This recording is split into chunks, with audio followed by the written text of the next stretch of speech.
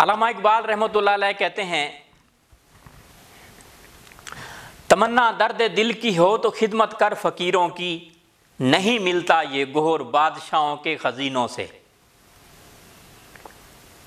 मेरे पास पेशेंट जो है ना मुख्तलिफ मुझे मैसेज करते हैं और उनकी ख्वाहिश पर अक्सर वो कहते हैं कि अपना मुंह की बदबू ख़त्म करने के लिए क्या होना चाहिए।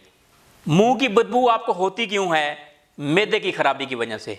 मुंह की बदबू ये है कि रात को जब एसिडिक चीज़ें इस्तेमाल करेंगे और आप खाना खा के सो जाएंगे, कोला मशरूबात का इस्तेमाल करेंगे, तो सुबह सुबह आपके मुंह की बदबू भी होगी और ज़ायका भी अजीब सा होगा।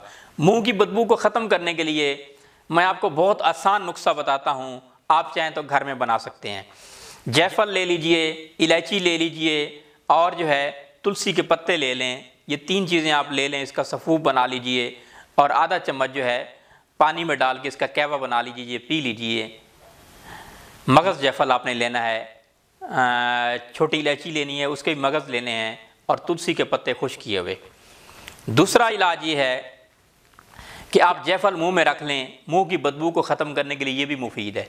तीसरे नंबर पे सिर्फ तुलसी का आप कहवा बना के इस्तेमाल कीजिए, तुलसी का जो शांदा बना के इस्तेमाल कीजिए, मुंह की बदबू को ख़त्म करने के लिए बहुत ही मुफीद है। मुंह की बदबू जो है खुशबू में बदल जाएगी और इंशाअल्लाह आप ठीक हो जाएंगे।